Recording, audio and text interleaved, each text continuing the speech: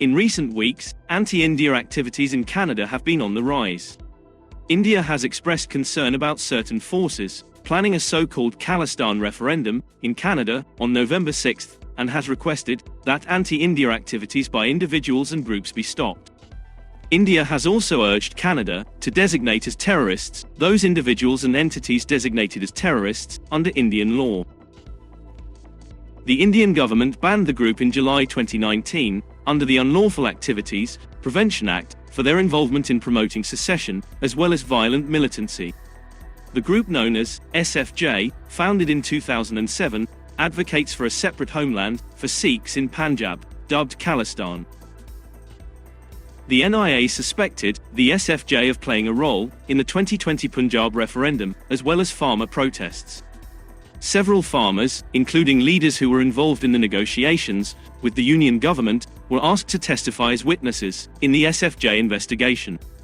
The SFJ's Referendum 2020 campaign seeks the secession of Punjab from India.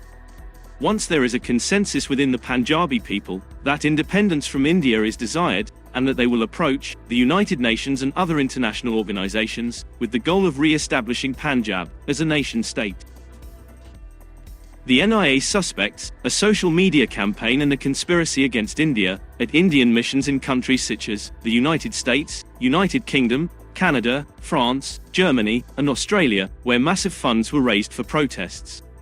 NIA officials in Canada also met with Canadian officials, with a view to deepening and expanding India-Canada collaboration on counter-terrorism and the interdiction of global terrorist financing. Ministry of External Affairs spokesperson, Arindam Bagchi stated, "I think we've made our position clear a couple of times. Our position on the efforts by anti-India elements to hold a so-called Khalistan referendum is well known, and it's been conveyed to the Canadian government, both in New Delhi and in Canada."